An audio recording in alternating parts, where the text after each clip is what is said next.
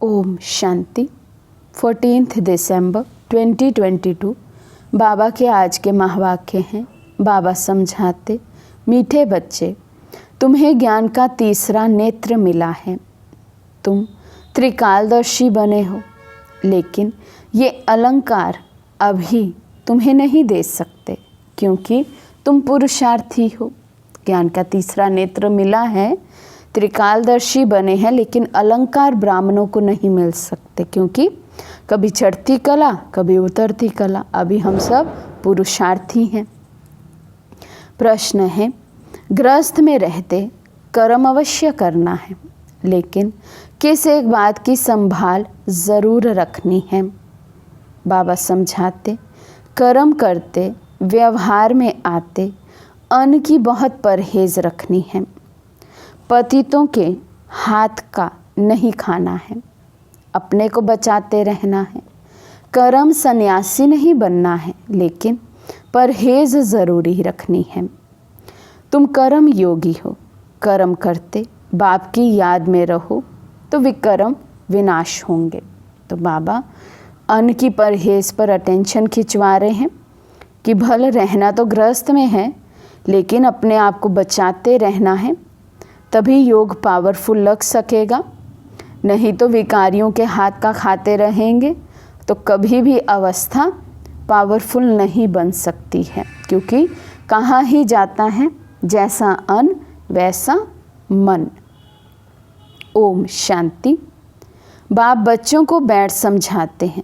जब कोई गीता आदि सुनाते हैं तो कहते हैं यदा यदा ही धर्मस्य। जब जब धर्म की गलानी अधर्म की वृद्धि होती है, तब भगवान आते हैं। बरोबर धर्म की गलानी होती है। गलानी माना निंदा। तो भारत में धर्म की गलानी और अधर्म की वृद्धि हो जाती है। मैं आता ही तब हूँ जब ये हालत होती है। बहुत दुख है, मौत सामने खड़ा है, विनाश के लिए मूसल भी तैयार है। अभी तुम बच्चे जानते हो, बाबा आया हुआ है आदि सनातन धर्म की स्थापना करने। ब्रह्मा द्वारा स्थापना, शंकर द्वारा विनाश, विष्णु द्वारा पालना। बरोबर ये तीनों कर्तव्य अभी चल रहे हैं। अभी तुम ब्राह्मण हो और जानते हो, अभी हम ब्राह्मण से फिर देवता बन रहे हैं।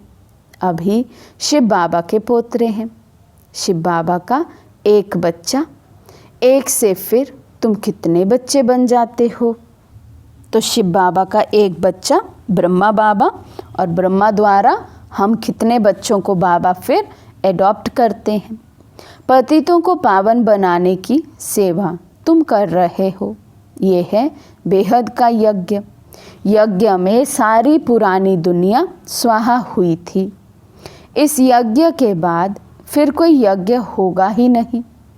सत्युग त्रेता में कोई यज्ञ रचते ही नहीं। यज्ञ रचते ही हैं विघ्नों को हटाने के लिए।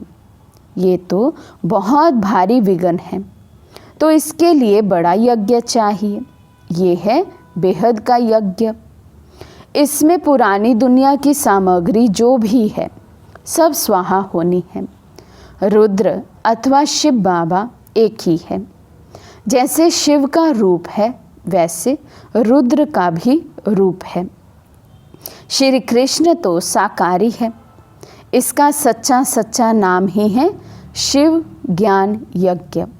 शिव बाबा कहते हैं, रुद्र बाबा नहीं कहते हैं। भोला भंडारी शिव बाबा को कहते हैं। ये है शिव बाबा का यज्ञ। उनसे हमें सृष्टि के आदि मध्य अंत की नॉलेज मिल रही है। तुम जानते हो, हमको ज्ञान का तीसरा नेत्र मिला है। देवताओं को तीसरा नेत्र दिखाते हैं ना, परंतु ये है ज्ञान का तीसरा नेत्र जो तुम ब्राह्मणों को मिलता है, जिससे तुम देवता बनते हो। वहाँ तीसरे नेत्र की दरकार नहीं है, परंतु तुमको तो दिखा नहीं सकते, क्योंकि तुम पुरुषार्थी हो। चलते चलते भाग जाते हो। इसलिए जो फाइनल रिजल्ट वाले हैं उनको ये अलंकार दिए। अभी तो बाबा कहते ब्राह्मण, आज ब्राह्मण है, कल फिर शूद्र बन जाते, पुरानी दुनिया में चले जाते हैं। तो इसलिए माला लास्ट में बनेगी, तो जो लास्ट में फाइनल हो जाएंगे, पास हो जाएंगे, उन्हीं को अलंकार दिए जाते हैं, अर्थात वही देव पद पाते हैं। नहीं तो देवताओं के पास थोड़े ही शंख चक्र आदि है। ये सृष्टि चक्र के आदि मध्य अंत की नॉलेज तुमको सुना रहे हैं। उन्होंने फिर शास्त्रों में लिख दिया है कि स्वदर्शन चक्र से फलाने को मारा, ये किया। बाप कहते हैं मैं तो पतितों को पावन बनाने आता हूँ, इसमें हिंसा की तो बात ही नहीं है। देवताओं का है ही अहिंसा परमो धर्म। श्री कृष्ण के लिए फिर हिंसा करना कैसे लिखा है, कैसे वंडरफुल चित्र बनाए हैं। वहाँ ही गीता सुनाते, राजयोग सिखाते, वहाँ ही फिर किसी को मारते। तो बाबा कहते कितनी वंडरफुल बात है। एक तरफ इतना ऊंचा ज्ञान देते हैं, एक तरफ कहते अहिंसा परमो धर्म, और दूसरी तरफ ज्ञान देते ही युद्ध दिखा दी है। बाबा कहते कैसे हो सकता है? कोई भी ज्ञानी पुरुष, कोई भी ज्ञानी आत्मा तो किसी के साथ युद्ध कर ही नहीं सकती है। बाप को तो याद करते ही इसलिए हैं कि आकर पतित दुनिया को पावन बनाओ, राजयोग सिखाओ। बाप कहते हैं ज्ञान का सागर नॉलेजफुल मैं हूँ, तुमको नॉलेज मिल रही है, इसको ही अमर कथा कहते हैं। वे तो शिव शंकर को एक कह देते हैं। शंकर सूक्ष्म वतनवासी, वे कैसे कथा सुनाएंगे? उनको तो नॉलेजफुल नहीं कहा जाता। शिव बाबा सारे सृष्टि चक्र का राज समझाते हैं, जो नॉलेज कोई के पास नहीं। बाप धनी को ना जानने के कारण ही ऑर्फन बन पड़े हैं, लड़ते झगड़ते रहते हैं। सतयुग में कोई झगड़ा होता ही नहीं, ना रोना पीटना, इसलिए मोहजीत राजा की कथा सुनाते हैं। कथाएं तो ढेर हैं, हर एक धर्म में किस्म किस्म की कथाएं हैं, जो सब भक्ति मार्ग की सामग्री है।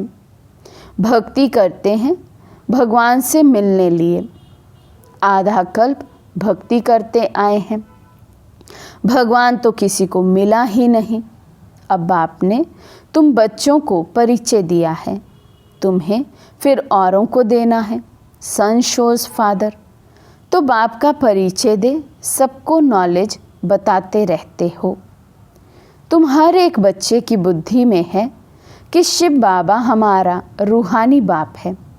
ये भी भक्ति मार्ग वालों को समझाना है कि तुम्हारे दो बाप हैं, एक लौकिक बाप, दूसरा पारलौकिक बाप, जिसको गॉड फादर कहते हैं, जिसने ये बेहद की रचना रची है। बाप से तो ज़रूर वर्षा मिलता रहेगा। वे है ही स्वर्ग की रचना रचने वाला। भारत स्वर्ग था, इन लक्ष्मी नारायण का राज्य था। उन्हों को ये राज्य किसने दिया? कलयुग अंत में कोई भी विश्व का मालिक है नहीं, ये है ही रावण का राज्य। खुद भी कहते हैं हमको राम राज्य नई दिल्ली में दैवी राज्य चाहिए। राम राज्य है सतयुग त्रेता, रावण राज्य है द्वापर कलयुग।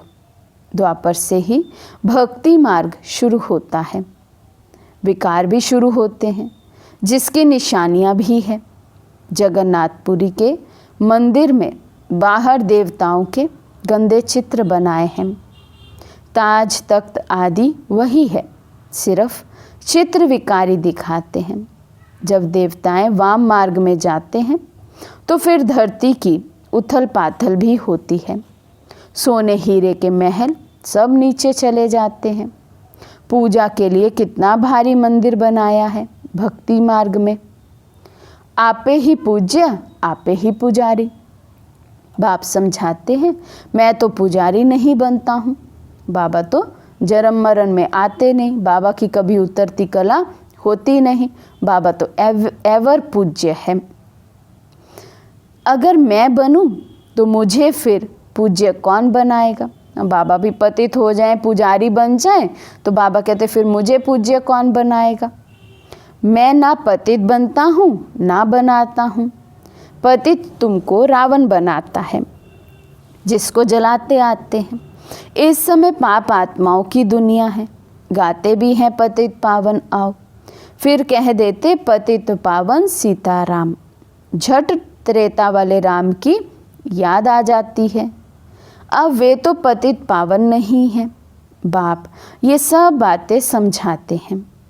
तुम सब सीताएं हो, द्रौपदियाँ हो, एक की बात नहीं है। द्रौपदी को 5 पति दिखाते हैं, ऐसी बात है नहीं। भारत ही प्राचीन पवित्र खंड था, क्योंकि पतित पावन परम पिता परमात्मा का बर्थ प्लेस है। उसने यहाँ आकर पतित नरकवासियों का उद्धार किया है। सब धर्म वाले गॉडफादर को याद करते हैं, क्योंकि सब तमो प्रधान हैं। इब्राहिम, बौद्ध आदि सब इस समय हाजिर हैं। पहला नंबर ब्रह्मा भी पतित दुनिया में है, तो और कोई वापस कैसे जा सकता। सभी इस समय कब्र दाखिल हैं। बाप आकर सबको गति सद्गति देते हैं। सतयुग में भारत पवित्र था। देवताओं के आगे गाते भी हैं, आप सर्वगुण संपन्न संपूर्ण निर्विकारी। हम विकारी हैं। इस समय सब विकारी हैं। सबको निर्विकारी बनाने बाप को आना पड़ता है। तो पतित पावन बाप ठहरा, ना कि पानी की नदियाँ। पतित पावन ज्ञान सागर से निकली हुई ये ज्ञान गंगाएं। शिव शक्ति सेना, शिव से ज्ञान का कलश मिलता है। बाप कहते हैं बच्चे, गृहस्थ व्यवहार में रहते पवित्र बनो। कर्म भी जरूर करना है, ये है ही कर्म योग। कर्म संन्यास तो नहीं हो सकता। वे समझते हैं घर में खाना नहीं बनाते, भीख पर गुजारा करते हैं, इसलिए कर्म सन्यासी हैं। वे तो फकीर ठहरे, कर्म का सन्यास नहीं कर सकते। कर्म तो करते ही हैं, भले भीख मांग कर ही खाएंगे, पर खाना भी तो एक कर्म है, भीख मांगना भी तो एक कर्म है, श्वास लेना, संकल्प चलाना भी तो एक कर्म है। इन कर्मों से तो कोई सन्यास कर ही नहीं सकता है। अन्न तो विकारियों का पेट में पड़ता है ना, तो अन्न दोष लग जाता है। पतित घर से भल निकल जाते हैं, फिर भी जन्म तो पतित घर में लेना पड़ता है। तुमको भी अन्न असर करेगा, इसलिए परहेज रखी जाती है। पतित का अन्न नहीं खाना चाहिए। जितना हो सके अपने को बचाते रहो।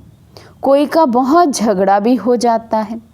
एक भाई ज्ञान में आता, दूसरा नहीं आता, ऐसे बहुत केस होते हैं। इतना बेहद का राज्य लेते हो तो ज़रूर कुछ झगड़े होंगे। बाबा कहते कुछ भी हो जाए, लेकिन अपनी धारणा नहीं टूटे, मर्यादा नहीं टूटे, क्योंकि अन्न का असर सीधा मन पर होता है। बाबा कहते कोई भी हालत में तुमको अपना बचाव रखना है। मुक्ति तो कोई पाते नहीं हैं, गपोड़े मारते रहते हैं, हम ज्योति ज्योत में लीन होंगे। समझाते समझाते आखिर उन्हों की बुद्धि में भी आएगा कि ये बात ठीक है। सतयुग की आयु अगर लाखों वर्ष होती तो संख्या बहुत बढ़ जाती। अभी तो संख्या और ही सबसे थोड़ी है, क्योंकि कन्वर्ट हो गए हैं और धर्मों में। देवता धर्म वाले हैं सूर्यवंशी, राम को फिर क्षत्रिय की निशानी दे दी है। अभी तुम रूहानी क्षत्रिय हो, माया पर जीत पाते हो।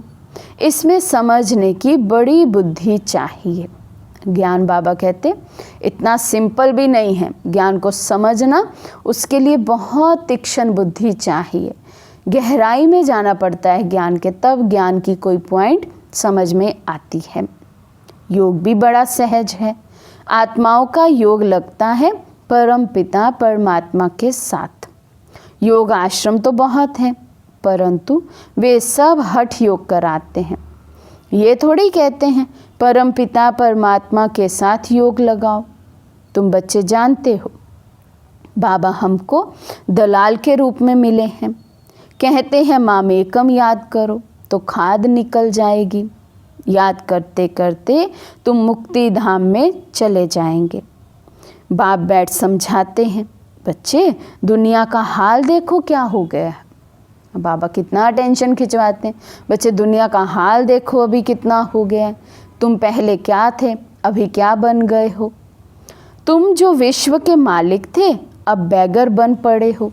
फिर बैगर टू प्रिंस बनना है। भारत बैगर है। पतित राजाएं पावन महाराजा महारानी के मंदिर बनाकर पूजा करते हैं। निराकार शिव बाबा की पूजा करते हैं। ज़रूर कुछ किया होगा। कितने मंदिर हैं तुम अभी जानते हो। 5000 वर्ष पहले भी आकर राजयोग सिखाया था। तुमने अनेक बार राज्य लिया है और गवाया है। अब फिर शांति धाम और सुख धाम को याद करो, दुख धाम को भूलते जाओ। ये सब विनाश होना है। फिर तुम स्वर्ग के मालिक बन जाएंगे। बाप कहते हैं मैं तुम्हारा बेहद का बाप भी हूँ। तुमको बेहद का वर्षा देने आया हूँ। तुम्हारी दिल में खुशी है। हम अपनी राजधानी श्रीमत पर स्थापन कर रहे हैं, परंतु है सारा गुप्त। रावण पर जीत पानी है। गाया भी जाता है माया जीते जगत जीत। 5 विकारों पर जीत पानी है। 5 विकारों का संन्यास करना है। खिवैया तो एक बाप है। सबकी सद्गति करने वाले सतगुरु बिगर घोर अंधियारा है। भारत में गुरु तो बहुत है। हर एक स्त्री का पति भी गुरु है। फिर इतनी दुर्गति क्यों हुई है। कह देते हैं सब ईश्वर के रूप है, हम ईश्वर हैं। फिर योग किससे लगाएं। फिर तो भक्ति ही बंद हो जाए। फिर हे भगवान कह किसको बुलाते हैं। साधना किसकी करते हैं। खुद ईश्वर थोड़ी कभी बीमार पड़ता है, परंतु कोई पूछने वाला नहीं है। डरते रहते हैं श्राप ना मिल जाए। वास्तव में श्राप देने वाला है रावण। बाप तो वर्षा देते हैं। रावण दुश्मन है, इसलिए जलाते रहते हैं। लक्ष्मी नारायण के चित्र को कब जलाते हैं क्या? बिल्कुल नहीं। रावण क्या चीज़ है अभी तुमको मालूम पड़ा है। सतयुग में पावन प्रवृत्ति में सुख था, अभी पतित प्रवृत्ति में दुख है। अभी इसका विनाश होना है। तुम देखेंगे अर्थक्वेक आदि होती रहेगी। बाबा भी कहाँ तक बैठ शिक्षा देंगे। लिमिट होगी ना। बाबा का भी पाठ लिमिटेड है, शिक्षा देने का पाठ भी लिमिटेड है। उसके बाद तो शिक्षा बंद हो जाएगी। राजाई स्थापन होगी और विनाश होगा। अंत में तुम बहुत मज़े देखेंगे, शुरुआत से भी जास्ती। वे तो पाकिस्तान था, अभी तो विनाश का समय है। तुमको बाबा बहुत कुछ दिखाएंगे। फिर जो अच्छी रीति नहीं पड़े हुए होंगे वे अंदर फटकते रहेंगे। क्या कर सकते हैं। अभी जितना पुरुषार्थ करना है कर लो। बाल बच्चों को तो संभालना ही है। कायर नहीं बनना है। कदम कदम श्रीमत पर चलना है। बाप को याद करते रहना है। बस इसमें ही मेहनत है। पापों का बोझा सिर से कैसे उतरे, उसके लिए है सहज योग। ये है ज्ञान बल, योग बल, जिससे माया पर विजय पाकर विश्व के मालिक बनते हो। अच्छा, मीठे मीठे सिखी लदे बच्चों प्रति माता पिता बाप दादा का याद प्यार और गुड मॉर्निंग। रूहानी बाप की रूहानी बच्चों को नमस्ते। हम रूहानी बच्चों की रूहानी बाप दादा को दिल व जान सिकवा प्रेम से नमस्ते नमस्ते नमस्ते जी। धारणा के लिए मुख्य सार। फर्स्ट पॉइंट, श्रीमत पर ज्ञान और योग बल से माया पर विजय पानी है। विनाश के पहले अपने विकर्मों को विनाश करना है। सेकंड पॉइंट, बेहद का राज्य लेने के लिए हर बात में अपना बचाव करते रहना है। अन्न दोष से बहुत संभाल करनी है। आज का वरदान है, संगम युग के महत्व को जान, स्नेह की अनुभूतियों में समाने वाले संपूर्ण ज्ञानी योगी भव। संगम युग के महत्व को जान, स्नेह की अनुभूतियों में समाने वाले संपूर्ण ज्ञानी योगी भव। संगम युग परमात्म स्नेह का युग है। इस युग के महत्व को जानकर स्नेह की अनुभूतियों में समा जाओ। स्नेह का सागर स्नेह के हीरे मोतियों की थालियां भरकर दे रहे हैं, तो अपने को सदा भरपूर करो। थोड़े से अनुभव में खुश नहीं हो जाओ, संपन्न बनो। ये परमात्म प्यार के हीरे मोती अनमोल हैं। इससे सदा सजे सजाए रहो, क्योंकि ये स्नेह की योग है और स्नेह में समाना ही संपूर्ण ज्ञान है। ऐसे रूहानी स्नेह का सदा अनुभव करने वाले ही संपूर्ण ज्ञानी योगी हैं। स्लोगन है, जो व्यर्थ की फीलिंग से परे रहता है वही माया जीत बनता है। जो व्यर्थ की फीलिंग से परे रहता है वही माया जीत बनता है। अच्छा, ओम शांति।